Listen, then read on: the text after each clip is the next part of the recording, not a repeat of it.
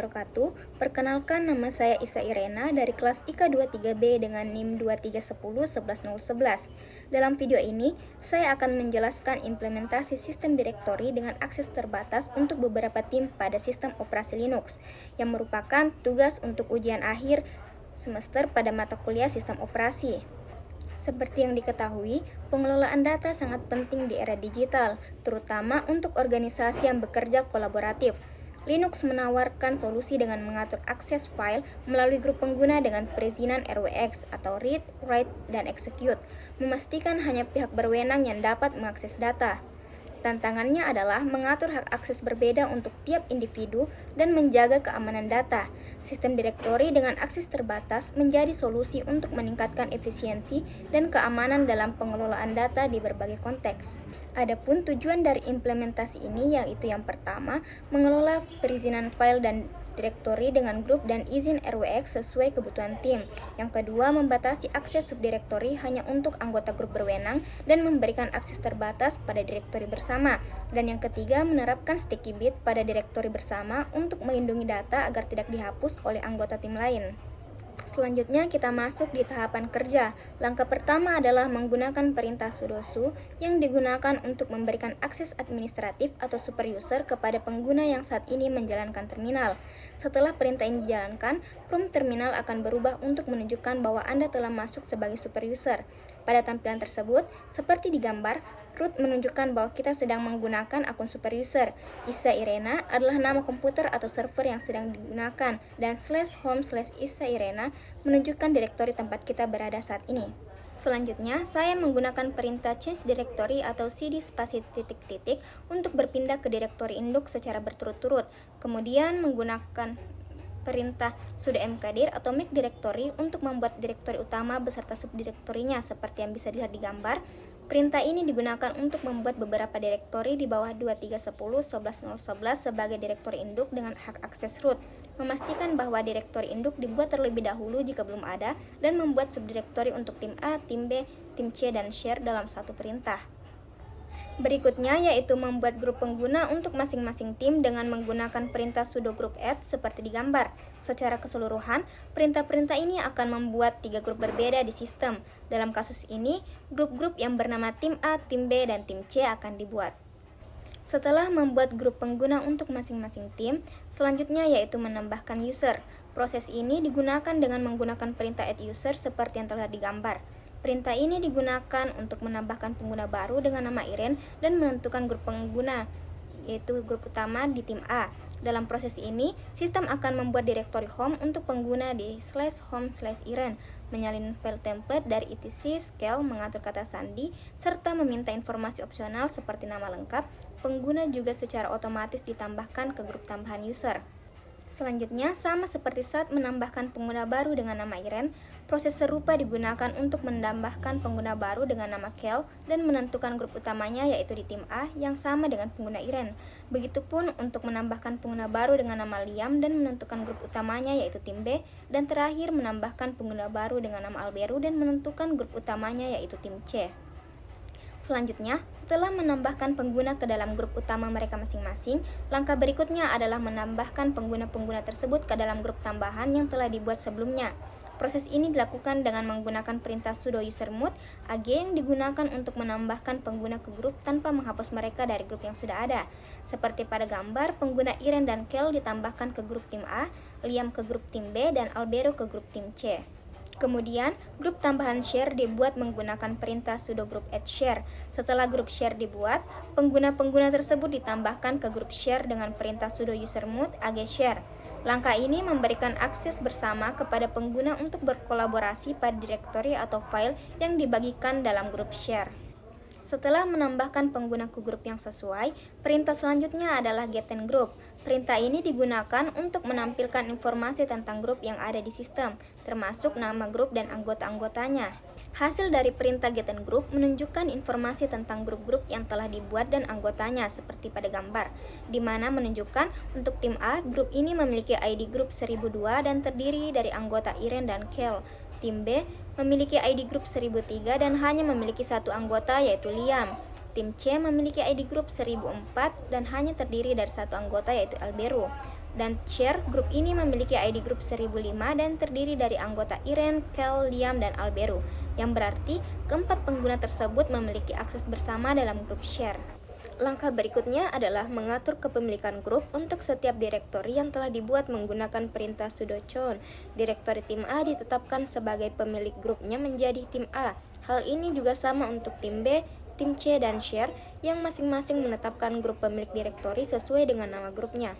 Setelah mengatur kepemilikan grup, langkah berikutnya adalah mengatur izin akses untuk setiap direktori menggunakan perintah chmod. Perintah sudo chmod 770 digunakan untuk memberikan izin akses penuh yaitu read, write, execute kepada pemilik dan grup, tetapi tidak memberikan akses apapun kepada pengguna lain. Untuk direktori tim A, perintah sudo chmod 770 memastikan bahwa hanya pemilik dan anggota grup tim A yang dapat mengakses direktori tersebut. Hal ini juga berlaku untuk direktori tim B dan tim C, di mana perintah sudo chmod 770 memberikan izin serupa kepada pemilik dan grup masing-masing. Langkah selanjutnya adalah menerapkan perintah sudo chmod 1770 pada direktori share. Perintah ini digunakan untuk memberikan izin akses khusus kepada direktori share, di mana pemilik dan grup memiliki izin penuh yaitu read, write, dan execute, sementara pengguna lain tidak memiliki akses apapun.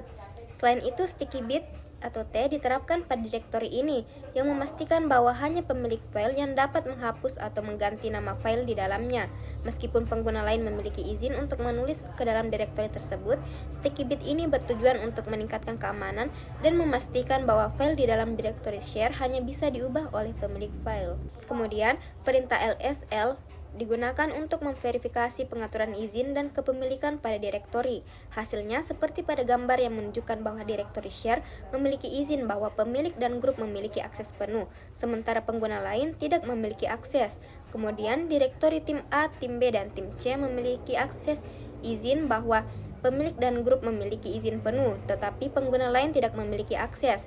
Semua direktori ini menunjukkan kepemilikan yang sesuai dengan grup masing-masing, seperti root untuk pemilik dan grup yang relevan, yaitu tim A, tim B, tim C, dan share. Selanjutnya yaitu bagian uji coba. Setelah mengatur izin akses pada perintah sebelumnya, setiap pengguna mencoba mengakses direktori yang telah dibuat. Pertama yaitu pengguna Irene yang masuk dengan perintah sudo su Irene berhasil mengakses direktori tim A karena dia adalah anggota grup tim A. Namun saat mencoba mengakses tim B dan tim C, sistem menolak akses karena dia bukan anggota grup tersebut. Dan Irene juga berhasil mengakses direktori share karena menjadi anggota grup tersebut, lalu keluar dengan perintah exit. Kemudian, pengguna Kel yang masuk dengan sudo su Kel dapat mengakses direktori tim A tetapi tidak dapat mengakses tim B dan tim C karena bukan anggota grup tersebut seperti Irene. Kel dapat mengakses direktori share dan kemudian keluar dengan perintah exit. Lalu pengguna Liam yang masuk dengan sudo su Liam tidak bisa mengakses direktori tim A dan tim C tetapi bisa mengakses tim B karena menjadi anggota grup tersebut. Liam juga dapat mengakses share lalu keluar dengan perintah exit. Terakhir, pengguna Alberu yang masuk dengan sudo su Alberu tidak dapat mengakses tim A dan tim B, namun berhasil mengakses tim C karena dia adalah anggota grup tersebut. Alberu juga dapat mengakses share dan keluar dengan perintah exit. Semua langkah ini memastikan bahwa akses ke direktori dibatasi sesuai dengan grup dan izin yang telah ditentukan. Pada langkah selanjutnya, setiap pengguna melakukan beberapa aksi di dalam direktori yang telah disiapkan. Pertama yaitu pengguna Irene. Setelah masuk dengan sudo su Irene, pengguna Irene dapat membuat file baru seperti contohnya yaitu text-irene.txt di dalam direktori tim A dengan menggunakan perintah nano text-irene.txt. Setelah keluar dari direktori tim A, Irene mengakses direktori share dan membuat file lain yaitu s_irene.txt di sana. Ketika mengakses file di direktori tim A, Irene bisa membaca file yang telah dibuatnya dan juga bisa membaca file di direktori share yang sudah dibuat. Selanjutnya untuk pengguna Liam.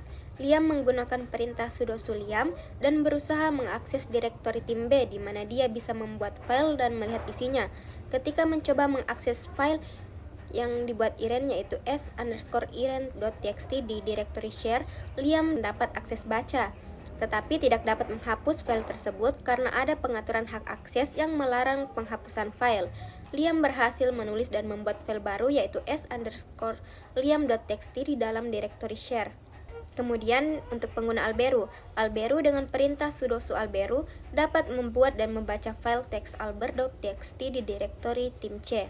Namun seperti Liam, ketika mencoba mengakses dan menghapus file di direktori share yang dibuat oleh user lain, dia juga menghadapi pembatasan akses dan tidak dapat menghapus file-file tersebut karena hak akses yang melindungi file tersebut.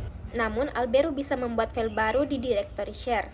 Dan yang terakhir yaitu pengguna kel. Setelah masuk dengan perintah sudo su kel, pengguna kel mencoba mengakses direktori tim A dan melihat isi file teks iren.txt menggunakan perintah cat.